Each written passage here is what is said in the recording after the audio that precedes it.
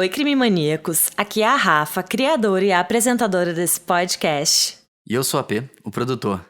Primeiro eu quero dizer que a gente resolveu não tirar férias nesse fim de ano, porque a gente ouviu vocês, maníacos, que estão pedindo cada vez mais episódios. Então fiquem tranquilos que a gente não vai parar por aqui. Hoje é o nosso especial de Natal. E nesse episódio eu quis fazer algo diferente. Peguei uma história que era completamente desconhecida para mim. E quando eu comecei as minhas pesquisas, eu sabia pouco sobre o caso. Eu literalmente fucei noites e noites na internet, porque cada item que se revelava era tão chocante que eu queria relatar tudo da maneira mais detalhada possível para vocês. Se preparem, pois nessa história de Natal não tem nenhuma surpresa fofinha do Papai Noel. Esse é o caso de Kate Locke e Carl Langdell.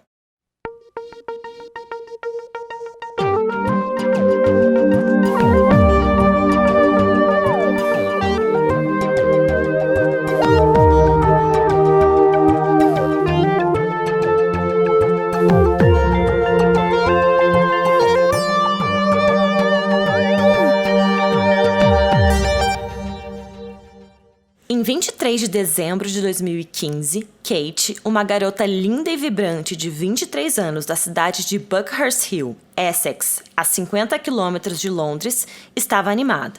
Depois de ter trabalhado incansavelmente dando aulas de história e política na Cardinal Pole School, em Hackney, as férias lhe fariam muito bem.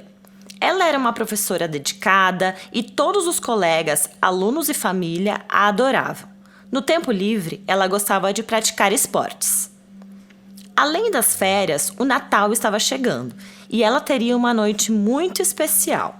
Ela estava se preparando para um encontro com um homem que, além de muito agradável, parecia um bom pretendente. Sabe, um partidão com quem ela poderia, talvez se desse tudo certo, começar uma história, se casar, enfim, ter um romance. Carl Langdell, de 26 anos, era advogado, tinha seu próprio escritório de advocacia e parecia muito bem-sucedido. Ele era pós-graduado em comunicação e tinha feito um estágio no famoso jornal inglês The Independent. Ele se descrevia como um cara decente e comum no Facebook e também tinha um blog de poesias com viés de questões humanitárias, abordando temas importantes para a sociedade, como mutilação genital e outras coisas. Parecia uma pessoa bem articulada. Ele também era socialmente ativo. Tinha fotos em vários eventos com sua família, amigos, amigas e até com Boris Johnson, o prefeito de Londres na época. Um dos hobbies de Carl era jogar golfe em lugares bonitos e ele era fã de cricket. Cricket é um jogo bem popular na Inglaterra. Um jogo que se disputa em um gramado entre duas equipes de 11 jogadores, que nem futebol, com uma bola pequena e bem dura e umas pás de madeira para bater e rebater entre as balizas de um lado para o outro. Kate e Carl estavam conversando havia 2 semanas e tinham se conhecido no aplicativo Plenty of Fish, que em tradução literal significa muitos peixes, e que é um site popular de encontros na Inglaterra. É tipo um Tinder ou um Happn aqui no Brasil, onde as pessoas se conhecem online, batem papo e quando as afinidades coincidem, aí sim elas marcam um encontro ao vivo, pessoalmente. Com mais de 3 milhões de acessos por dia, o Plenty of Fish é o maior site grátis de encontros virtuais da Grã-Bretanha. Pois é, Rafa, eu não conhecia esse aplicativo, mas procurando um pouquinho na internet, eu percebi que ele é um pouco diferente do que o Tinder, Grindr, esses aplicativos, porque a proposta dele é que você seja muito sincero, seja exatamente quem você é, sem aquelas fotos muito clichês, muito montagens, e aí quando você dá match, começa uma conversa. Isso mesmo. Bom, papo vai, papo vem, os dois viram que tinham muita coisa em comum. Resolveram então marcar um encontro naquele dia 23 de dezembro, pertinho do Natal. Aquela era a primeira vez que os dois se veriam pessoalmente. Kate e Carl se encontraram à noite em um bar chamado Traffic, na Old Street, em Shoreditch, uma região bem descolada de Londres. Jovens criativos e criadores de tendências enchem os clubes e os bares dessa região. Uma cena gastronômica eclética que oferece de tudo, desde restaurantes badalados e pubs gastronômicos até cafés e lanchonetes artesanais. Eles chegaram, se conheceram e ambos gostaram do que viram. tomaram alguns drinks e durante o jantar, Kate mandou uma mensagem de texto para uma amiga, a Rose, dizendo que tudo estava indo muito bem nesse encontro. O papo rendeu tanto que ficaram por lá até por volta de 1h30 da manhã. Foi quando os dois saíram do bar e resolveram passar a noite juntos num hotel 4 estrelas, chamado Theobalds Park Hotel, em Hertfordshire, um condado no sul da Inglaterra. Fontes revelam que provavelmente Kate foi até lá com Carl porque se sentiu responsável por ele, já que ele estava em más condições devido ao álcool. Eles foram para lá de táxi e durante o trajeto parecia que os dois estavam bem bêbados, principalmente Carl, que estava tão bêbado a ponto de começar a vomitar no banco de trás do carro.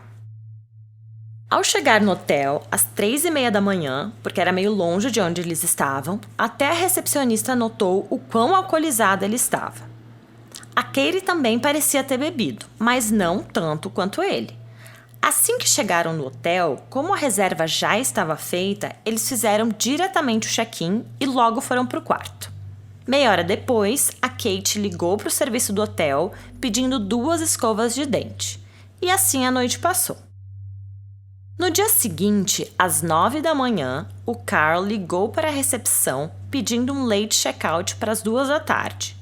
Late check-out, para quem por acaso não conhece essa expressão, é um termo que a gente importou do inglês e significa pedir para a recepção do hotel que você tá, para você sair um pouco depois da hora que você deveria sair. Então, geralmente é para você sair tipo 10 ou meio-dia, e aqui no caso eles pediram para sair até as 2 da tarde. Isso aí. Ele também colocou a plaquinha de não perturbe na porta do quarto, indicando que a noite dos dois ou tinha sido muito boa ou eles estavam muito bêbados ou de ressaca, que o que quer que eles estivessem fazendo se estenderia por um pouco mais de tempo.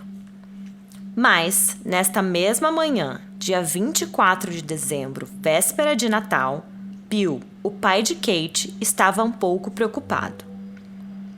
Agora já era por volta de meio-dia e sua filha ainda não estava em casa. E ninguém conseguia falar com ela. O celular estava desligado e Kate não tinha entrado em contato com ninguém. Ele então começou a buscar pela filha. Ligou para Rose, a amiga de Kate, perguntando se estavam juntas. Ao que parece, Kate não avisou os pais que ela sairia com Carl. Mas como ela tinha deixado Rose avisada sobre com quem e onde iria, ficou fácil entrar em contato. Rose então explicou para Bill com quem Kate estava. E logo começaram a enviar mensagens para Carl, perguntando do paradeiro de Kate. De acordo com o interrogatório da polícia, a conversa por mensagens de texto foi a seguinte. AP, você pode ler pra gente as falas do Carl enquanto eu leio da família dela? Claro. Por favor, você pode pedir para Kate contatar algum de nós o mais rápido possível? O Carl respondeu com vários pontos de interrogação e na sequência escreveu: Eu não estou mais com a Kate.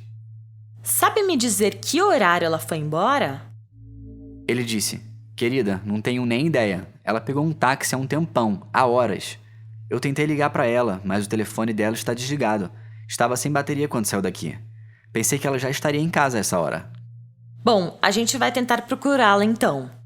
Tá bom, me mantenha informado. E ele completou: Enquanto isso, no hotel, os responsáveis pela arrumação entravam no quarto de Carl e Kate e se deparavam com uma cena muito estranha. Lá dentro, não tinha mais nenhuma roupa de cama. As toalhas também não estavam mais lá. E o mais esquisito é que a trava que tinha na janela estava quebrada. E com certeza não estava assim antes de o casal se hospedar naquele quarto. É importante esse ponto da trava da janela, porque a gente sabe que vários hotéis põem essas travas na janela por questões de segurança dos próprios hóspedes, e se essa trava estivesse quebrada, seria algo que eles com certeza perceberiam. Após não obterem sucesso com as mensagens de texto, Bill foi até a casa da família de Carl para entender melhor o que estava acontecendo. Como Carl morava com os pais, talvez eles pudessem ajudar em alguma coisa, contribuir com mais alguma informação, trazer alguma pista sobre o que estava acontecendo. Assim que o pai de Kate chegou na casa dos Landau, ele encontrou a mãe de Carl e explicou toda a situação. Ele disse: olha, minha filha Kate não chegou em casa hoje e parece que ela e o seu filho saíram juntos ontem à noite. Eles estavam batendo papo na internet há umas 2 semanas e resolveram se conhecer pessoalmente. A mãe dele, muito compreensiva, não hesitou em ajudar.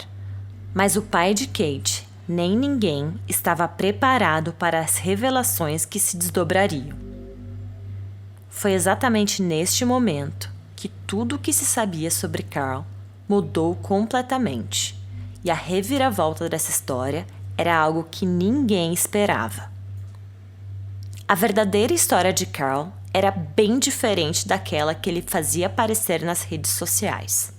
E também era o oposto do que ele contava nos sites de namoro online. Carl Landau, na verdade, não tinha um escritório de advocacia. Ele nem sequer era advogado. A BPP University Law School, a universidade em que ele disse que tinha uma pós-graduação, não tinha sequer nenhum registro de Landau lá. A verdade é que isso tudo era apenas um disfarce que ele usava nos sites de namoro para esconder a sua verdadeira personalidade e, claro, parecer mais atraente. Aquele blog de poemas que ele tinha também não era exatamente o que parecia. Olhando mais de perto, via-se que era um blog com escritas muito sombrias. Um dos poemas dizia, em tradução literal, abre aspas, minha psique é um caos. Meus pensamentos estão embaralhados. Anseio por muito menos. Minha saúde mental não tem tratamento. Fecha aspas. Depois ele continua. Abre aspas. Minha memória está em pedaços. Eu esqueci como ganhar. Sou uma vítima do pecado. Fecha aspas. Tinham sim alguns poemas que tratavam de temas humanitários, mas além disso tinham várias partes em que se viam algumas prosas que davam uma visão aterrorizante da sua psique distorcida. Achei super sombrio o conteúdo desse blog e destoa muito dessa pessoa leve, alegre, feliz, contente que ele fingia ser nas redes sociais e nos aplicativos de relacionamento, né? Exatamente, e muitas pessoas caíram nessa mentira que ele contou, inclusive Kate. Além de tudo isso, nos 2 anos anteriores, ele havia passado longos períodos em hospitais psiquiátricos. A saúde dele deteriorava cada vez mais ao longo dos anos. Ele era usuário eventual de cocaína e misturava a droga com alguns remédios que ele tomava para a sua saúde mental.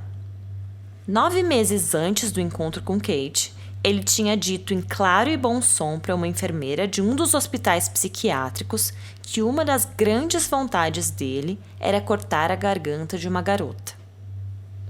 Como se tudo isso já não bastasse para montar a face terrível de um monstro, recentemente ele também tinha sido acusado de fazer ameaças de morte à irmã de uma amiga e até a outras mulheres. Bom, a essa altura então a gente já sabe que aquela figura de bom moço era só fachada e que na verdade era uma pessoa péssima com pensamentos muito violentos. Exatamente. Imediatamente, Bill ligou para a polícia e a procura por Kate e Carl começou. A polícia foi até o Hotel Theobald, localização em que Kate foi vista viva pela última vez. Dentro do hotel, eles não encontraram nada. Então, eles estenderam as buscas nos arredores da propriedade e foi ali, a 15 metros do hotel, em uma área lamacenta, cheia de árvores e galhos, que eles avistaram o que ninguém queria encontrar. Ao lado de uma caçamba de lixo estava Kate. Ela foi encontrada sem vida. A mãe de Carl imediatamente ligou para o filho. Ele atendeu e rapidamente disse: eu matei ela, sou um monstro. Ao fazer a confissão para a mãe, ele admitiu ter assassinado Kate nas primeiras horas do dia 24, véspera de Natal. Carl revelou que estrangulou Kate, que era para ter sido tudo uma brincadeira, mas que tinha ido longe demais. Sua mãe ficou ali escutando, perplexa, enquanto ele divagava sobre não querer estragar o Natal da sua família. E por isso, a ideia era contar para todos o que tinha ocorrido somente depois do dia 25. Ao encontrarem Kate, as evidências mostraram que ele a atacou brutalmente e, na sequência, a estrangulou até a morte, provavelmente dentro do próprio quarto do hotel. Na sequência, ele enrolou o corpo dela em uma colcha e usou o carrinho de arrumação do hotel para transportar Kate já sem vida, tirá-la de lá por uma saída de emergência e a levar escada abaixo. Depois, a carregou até aquela área lamacenta para tentar escondê-la. Em seguida, tudo indica que ele voltou para o quarto do hotel e voltou a dormir. Que psicopata! O quão frio alguém tem que ser pra fazer uma coisa dessas e voltar e dormir como se nada tivesse acontecido. Cara, exato. Foi a mesma coisa que eu fiquei pensando. Ainda por cima, quando acordou, ele se levantou e foi tomar café da manhã. Posteriormente, Carl ligou para uma pessoa chamada Diana Schertz. Eles tinham se conhecido no Tinder e estavam namorando há alguns meses. Inclusive, os dois já tinham se hospedado juntos no Hotel Theobald antes.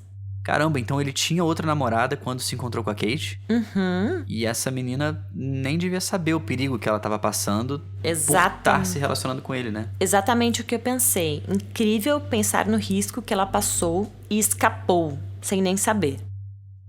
Bom, mas ele falou pra ela que ele tinha matado alguém. Carl não deu nenhuma explicação sobre os motivos de ter matado. Ele só disse que ficaria na cadeia por muito tempo. O que as evidências a princípio não mostraram aos policiais é que o plano de Carl era bem mais sinistro do que o assassinato. Além de matar brutalmente Kate na véspera de Natal, que já é algo monstruoso por si só, ele fez algo ainda mais tenebroso. Algo impensável. E até uma coisa pra mim, como ser humano, como mulher, é difícil falar, porque me noja muito em um nível que eu não consigo nem descrever pra vocês. Quando eu tava pesquisando sobre esse caso, foi até difícil escrever essa parte de tão repugnante que é. Mas também é importante falar sobre isso para que vocês, mulheres, que estão me ouvindo, sejam precavidas e saibam que existem pessoas terríveis por aí. Após Carl matá-la, ele assediou sexualmente o corpo de Kate. E ainda tirou fotos após a sua morte, salvando no seu iPhone para reviver o crime depois. A necrofilia é algo pouco falado, mas que acontece. Inclusive, de acordo com o site da Folha UOL, nesse mês de setembro de 2020, houveram denúncias de grupos de WhatsApp e do Facebook que incentivavam a necrofilia aqui no Brasil. Por mais que pareça óbvio pra gente, acho válido dizer que o Código Penal prevê a pena de 1 a 3 anos de prisão, mais multa para quem praticar esse tipo de ato. Apesar de ser uma pena pequena, na minha opinião, é importante ressaltar que esse tipo de ato é crime e claro que dá cadeia. Exatamente. De acordo com os laudos psicológicos, Carl era um ser humano fantasioso, de baixa autoestima e muito inseguro. E ele pode ter atacado Kate após a morte pela necessidade de possessão de um parceiro que não ofereça rejeição, compensação pelo medo de mulheres, ou até desejo de remediar essa baixa autoestima expressando poder sobre o outro. E é tudo que o Carl queria sentir. Um sujeito que criava na sua cabeça fantasias de quem era para não lidar com a sua própria verdade. Ele era tão fantasioso e inseguro que inventava a sua realidade. O Dr. David Levy, diretor médico, disse: "Esse é um caso muito complexo. A condição dele é tão incomum que 3 psiquiatras consultados deram 3 diagnósticos bem diferentes para Carl. Um outro médico que examinou Carl descreveu o comportamento dele como imprevisível, com traços narcisistas e falta de empatia. Foi dito também que ele havia sido diagnosticado com transtorno de personalidade emocionalmente instável e havia recebido alta de uma unidade psiquiátrica apenas 2 meses antes da morte de Kate. Felizmente, a polícia o encontrou rapidamente. Carl foi preso próximo ao canal no parque de Lehigh Valley. Ele foi encontrado cheio de sangue, com muitos curativos no rosto. Ao ser levado para a delegacia para o interrogatório, Carl alegou que estava muito bêbado quando tudo aconteceu. Que a verdade era que tudo o que tinha acontecido era apenas um jogo sexual que ambos tinham concordado, mas que no fim ele não mediu a força e as coisas acabaram dando errado. Mas isso parece só uma tentativa dele de se eximir da culpa e continuar vivendo uma fantasia bem distante da realidade. Claramente, a polícia achou que essa justificativa era impensável e ninguém acreditou nisso. Até os ex-namorados de Kate confirmaram que ela não curtia esse tipo de coisa. Além disso, jogo ou não, isso não justifica, de forma nenhuma, uma morte tão perturbadora e violenta como essa. A promotora do caso disse: "A tragédia que vejo aqui é que Kate, assim como outras mulheres, aceitaram sair com Carl e acreditaram em todas as mentiras que ele contou sobre si mesmo."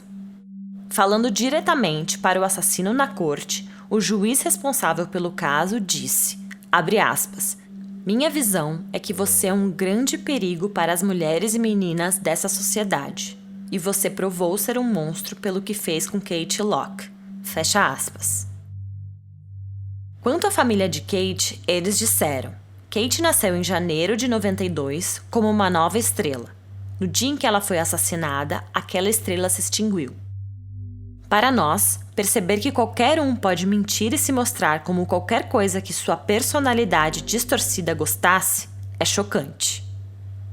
E por fim adicionaram: Kate nunca vai voltar para casa. Tudo o que podemos fazer é alertar outras jovens a terem cuidado, na esperança de que nenhuma outra família tenha que passar pelo que passamos. Em junho de 2016, o juiz Andrew Bright sentenciou Carl Landau a uma pena de 26 anos de cadeia.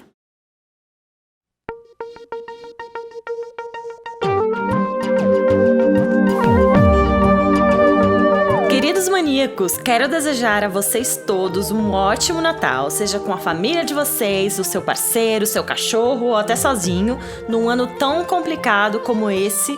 O importante é aproveitar como puder. Isso mesmo, Rafa. Feliz Natal para todo mundo, um excelente fim de ano. E queria mais uma vez agradecer a recepção que o nosso podcast está tendo e pedir para quem puder, por favor, compartilhe. Isso faz toda a diferença pra gente. Obrigada, gente. Obrigado, Feliz Natal. Feliz Natal. As fontes desse episódio estão referenciadas no nosso Instagram, @crimemania. Alguns nomes e aspectos foram adaptados na minha interpretação desse caso. Esse podcast é gravado e editado por Antônio Pedro e é uma produção de Guri Studios.